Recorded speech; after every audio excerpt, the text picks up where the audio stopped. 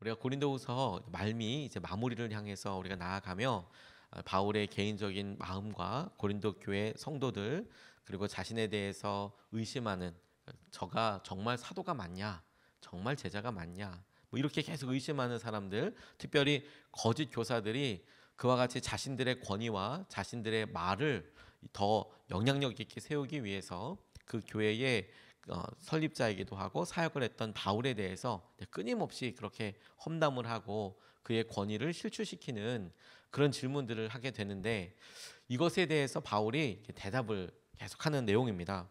바울이 고린도 교회에 대해서 성도들의 가운데에서 몇 사람이 가졌던 의문, 우리가 바로 어제 살펴보았던 대로 바울이 하는 말이 주님께서 하시는 말씀이냐, 바울의 심령 안에 마음 안에 주님께서 마음을 주셔서 말씀을 주셔서 하시는 거냐, 뭐 이런 질문까지 그 거짓 교사들이 하게끔 합니다. 왜? 자기들이 어떤 예언을 통해서 하는 말이 진짜다, 자기가 느꼈던 것이 진짜다, 바울이 하는 말은 가짜다, 가짜 교사다, 가짜 어떤 목회자다, 이제 이런 식으로 몰아가니까 본인이 분명히 자기 안에 계신 놀라운 주님의 말씀, 그것에 대해서 말하고, 또 이런 질문에 대해서 부활이 되신 주님이, 주님의 능력이 자신 안에 일하시는 것에 대해서 분명히 고백한 이후에 이제 오늘 본문 말씀이 거꾸로 질문하는 겁니다. 당신들은 어떻습니까?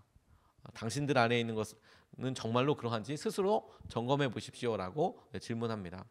오늘 이 5절 말씀이 우리에게 굉장히 친숙한데요, 우리 안에 스스로 점검해 봐라 라는 말씀이 고린도후서의 전체 맥락에서 이렇게 다시 보니까 고린도 교회 자신을 의심하고 자신에 대해서 계속 성도들과 함께 분열하려고 하는 거짓 교사들에 대해서 너희들 스스로 한번 점검해 봐라, 그리스도 안에 있는지 아닌지 점검해 봐라 라고 바울이 그렇게 이야기했던 커다란 맥락이 있다는 것을 보게 됩니다. 바울이 질문하는 것은 고린도 교회 성도들이지만 사실 이게 우리들에게도 중요한 질문, 한 번쯤 우리가 점검해 봐야 할 중요한 질문이라고 생각이 듭니다. 우리가 실제 그렇게 하고 있기 때문이 아니라 이 질문 통해서 우리의 믿음이 정말 주님께서 하시는 말씀 가운데 혹은 약속 가운데 머물고 있느냐, 이제 이런 질문을 해보게 되는데요, 믿음은 우리가 함께 점검해 보면 좋겠습니다.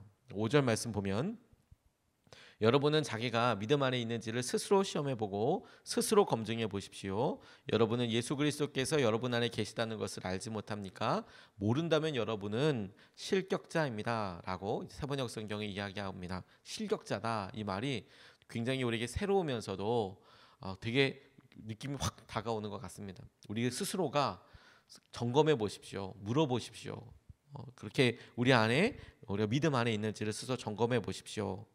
우리가 주님과의 관계에 있어서 그것을 확인할 수 있고, 그 주님의 관계에 있어서 가장 중요한 열쇠 중에 하나를 우리 각각이 가지고 있어요. 그게 뭐냐면 우리 스스로가 주님의 관계를 확신할 수 있는가 하는 겁니다. 우리 스스로가 나는 주님과의 관계에 있어서 너무 좋아, 주님이 내 안에 계시고 나도 주님 안에 있고 내가 주님께서 하신 말씀에 따라서 순종하고 있고 그래서 주님께서 하시는 일에 두려움이 없어 라고 확신을 내가 할 수 있는가, 이게 굉장히 중요한데, 그렇다면, 확신할 수 있다면 질문해야 될 게 어떤 근거로, 어떤 증거로 당신은 그런 생각을 하고 있습니까? 라고 다시 질문해 봐야 하는 거죠. 느낌으로, 언뜻 보여서, 뭐 이런 여러 대답들을 사람들이 하지만 느낌으로 확신할 수 있다고 생각하는 것은 반드시 한계를 맞이하게 됩니다.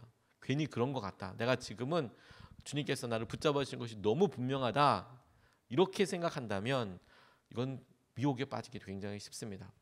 오히려 영적으로 활기차게 깨어있을 때에는 분명하게 느끼지만 다른 사람이 누가 얘기해도 아니야, 내 안에 주님께서 계신다라고 느낌으로 이야기하면 그럴지 몰라도, 근데 반대의 경우들도 있고 심지어 무감각한 시기가 오래 짧지 않게 계속되면 더 어려워지는 경우들도 많이 있습니다. 자신의 확신이 아니라 그럼 무엇으로 찾아야 하느냐, 주님께서 말씀하신 약속의 말씀을 통해서 내 안에 주님께서 계시는 것을 다시 확인하고 다시 검증하는 것, 이게 중요한 기준이 되겠습니다. 울릭 나이서라는 분이 사회심리학자인데 실험을 하나 했답니다. 1986년에 미국 우주왕복선 챌린저호가 지구 밖으로 발사됐다가 폭발하는 사건이 있었습니다. 너무 충격적이기도 했죠. 왜냐하면 몇 번 벌써 우주왕복선이 왔다 갔다 하다가 그때에는 특별히 고등학교 교사였던 한 분이, 그러니까 민간인이죠, 민간인. 보통은 군인이 가고 과학자들이 가는데 그때에는 이제 민간인 중에 한 명이, 당시 고등학교 교사였던 민간인이 우주인이 돼서 함께 이제 훈련하는 모습도 보이고, 그러니까 사람들에게 더 친숙하게 다가갔습니다. 제 기억으로는 과학교사가 아니었을까 싶은데 아무튼 민간인이 거기에 있었어요. 그런데 73초 만에 쭉 이렇게 막 올라가서 성공처럼 이렇게 가다가 73초 만에 다 보는 앞에서 하늘에서 그냥 펑 터져버렸죠. 너무 충격적이었죠. 큰 슬픔이 있었습니다. 더군다나 미국에서는 그것을 생중계로 이렇게 보여줬거든요. 몇 번 그렇게 챌린저가 왔다 갔다 했기 때문에 특별한 일이 없으면 성공할 거라고 생각하고, 그리고 분명히 성공할 거야, 생중계로 이렇게 보여주는데 73초 만에 모든 전 국민이 보는, 미국의 전 국민이 보는 앞에서 펑 터져버리니까 엄청 큰 트라우마가 되죠. 상처가 되고요. 엄청 큰 마음의 아픔이 됐습니다. 그런데 그럴 때 이 나이서 교수가 이 챌린저가 폭발한 다음 날 자기 수업을 듣는 106명의 학생들에게 이 불행한 사건을 언제 어디서 누구와 함께 들었는지를 물어봤대요. 어려운 질문이 아니죠.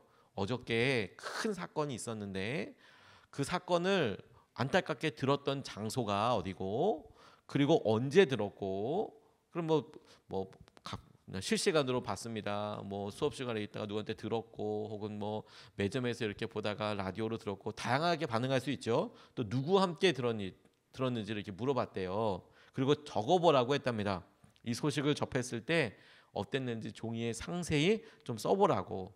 바로 다음 날, 그러니까 거의 틀리지 않았겠죠. 바로 다음 날 당신 어제 그 안타까운 소식을 들었던 것을 한번 묘사해 보라고. 그리고 2년 반 후에 그 학생들을 자신의 연구실로 다시 불렀대요. 그리고 면담을 했답니다. 그 면담에서 나이서 교수가 학생들에게 2년 반 전에 챌린저호가 폭발했을 때 당신은 그 소식을 언제 어디서 누구와 함께 들었나요? 라고 똑같은 질문을 2년 반 있다가 다시 물어봤다는 거예요. 어떻게 했습니까? 그랬더니 25%, 4분의 1의 학생들이 전혀 다른 기억을 얘기하더라는 거예요. 전혀 다른 기억. 누구랑 언제 그걸 어디서 그렇게 들었냐라고 했을 때 25%는 완전 엉뚱한 곳에서 자기가 그걸 들었다고 말하더라는 겁니다. 게다가 나머지 학생들의 대다수도 세부 상황이 마구 틀리는 거예요. 세부 상황이 묘사하는데 그 충격적인 사건은 너무 충격적이니까 잊어버리지 않았겠지만, 그런데 누구와 함께 있었는지, 어디에 있었는지, 무슨 생각을 했는지, 뭐 세부적인 게 너무 많이 틀리더라는 거예요. 그리고 겨우 10%도 안 되는 학생들만이 그때 상황을 제대로 기억하고 있더라는 거예요. 열에 하나도 안 되는 사람들이 그때 2년 반 전에 그런 일이 있었다, 누구와 나는 그런 일을 들었고 어디서 그렇게 들었다라는 것을 기억하고 있더라는 겁니다. 그런데 이게 더 놀라운 건 뭐냐면, 아무리 인상적인 사건이라도 2년 반 지나면 그것을 정확히 기억할 만한 가능성이 10%도 되지 않는다. 이것 외에 기억이 쉽게 왜곡되고 과장되고 지워진다. 이것 외에 흥미로운 일은 뭐냐면, 이 90% 학생들이 있지 않습니까? 잘못 기억했던 이 90% 학생들에게 2년 반 자신이 쓴 종이를 이렇게 보여주면서 어떤 반응을 보이는지를 또 몰래 녹화했다는 거예요. 그랬더니 진실과 대면했을 때 어떤 반응을 보였을까? 우리 생각엔 내가 이랬나? 내가 쓴 글이네? 이렇게 생각하기 쉽잖아요. 근데 몇몇 학생들은 순순히 자신의 기억이 잘못됐다는 것을 인정했대요. 아, 내가 틀렸나 보네요. 그런데 놀라운 것은 상당수가 교수님 글씨체를 보니 제가 쓴 글이 맞고 교수님께서 무슨 말씀을 하시려는지 알겠는데, 근데 이거 아니에요. 제 머릿속에 있는 게 맞아요. 제가 방금 말씀드린 게 맞습니다라고 확신하더라는 거예요. 자기가 썼던 종이가 있는데도 이거 아니고 제 생각이 맞다고, 이게 맞다고 이렇게 확신하더라는 겁니다. 다시 말해 거부할 수 없는 증거를 내밀어도 지금 자신의 머릿속에 있는 것만이 확실하다 이런 수가 상당히 많았다라는 겁니다. 뒷받침해 주는 증거가 있어도. 우리가 생각과 마음은 왜곡될 수 있어요. 그러면 어떻게 우리가 말씀을 계속, 어떻게 우리가 증거를 찾죠? 주님이 내게 어떤 약속을 하셨는지, 주님께서 내게 하신 약속을 따라서 우리가 주님이 내게 구원하신 것, 주님께서 내게 은혜를 주신 것, 주님께서 내게 이끌어 주신 것을 말씀을 통해서 확인합니다. 그리고 그때그때마다 새로운 감사와 새로운 믿음의 고백을 통해서 하나님께서 하시는 것을 붙잡습니다. 우리가 드러나는 태도, 이게 역시 중요한 거예요. 주님의 말씀을 경외하며 순종하게 되기를 원합니다. 두 번째 주목하고 싶은 것은 우리 안에서 일하시는 성령님을 신뢰하는 겁니다. 7절 말씀에 우리는 여러분이 악을 저지르지 않게 되기를 하나님께 기도합니다. 그것은 우리가 합격자임을 드러내려는 것이 아니라 우리는 실격자인 것처럼 보일지라도 여러분만은 옳은 일을 하게 하려고 하는 것입니다 라고 이야기하고 있는 장면입니다. 이게 뭐냐면 외적인 모습을 보면 혹은 거짓 교사들의 말하고 있는 비난하는 내용을 들으면 바울의 일행은 주님이 그 안에 계시는 것처럼 보이지 않을 수 있겠다. 왜? 그는 계속 우리가 바울이 스스로가 자기에 대해서 이야기할 때 보면 그들이 뭐 환상을 봤다고 이야기하고 그들이 뭐고 이런 이야기가 많이 나옵니다. 자기가 뭐 히브리인이고 뭐 유대인 중에서 뭐 어떻게 했고 뭘 배웠고 뭐 어떤 일을 했고 그런 일에 있어서 사람들이 와, 저 사람 참 대단해. 이 거짓 교사들이 그런 식으로 자꾸 사람들에게 이야기했죠. 내가 말하는 게 진리야. 이런 식으로 계속 옆에서 이야기하니 멀리 떨어져 있는 바울의 이야기를 오히려 더 낮게 보는 거예요. 의심하게 되는 거예요. 근데 그걸 보고 외적인 모습을 보면 거짓 교사들이 더 훌륭해 보이고 더 영향력이 있어 보이고 그러는 것 같지만 그렇지만 바울이 이렇게 이 글을 읽는 고린도 성도들에게 외적인 미혹과 순간적인 사람들이 이렇게 흔들리는 거 말고 바울은 화려한 거짓 교사들보다 무기력해 보이고 능력이 없어 보이기는 하지만 당부하는 거예요. 이 편지를 받는 고린도 교회 성도들만큼은 그들과 동일한 기준으로 바라보지 말고 옳게 반응하도록 그들이 외적인 모습을 봤을 때 우리는 실격자, 다시 말해서 저 사람들 가운데 하나님이 없어 말씀하시지 않는 것 같아. 그렇게 사람들이 혹여나 여긴다 하더라도 그렇지 않다. 당신들도 마저 그렇게 판단하지 말고 바울과 바울의 안에서 역사하시는 하나님에 대해서 봐라. 옳게 판단하는 사람이 되라. 이렇게 이야기하고 있는 거예요. 다른 사람 안에서 하나님께서 놀랍게 일하고 계신다라는 그것을 인정하는 것이 의외로 우리에게 걸림돌이 되는 경우들이 많습니다. 언제 그렇게 주로 되느냐? 다른 사람들을 평가하고 판단하려고 할 때 우리 안에 이것이 옳은데 저 사람은 틀려. 이렇게 생각하게 될 때부터 이게 우리 안에서 부대낌이 일어나게 됩니다.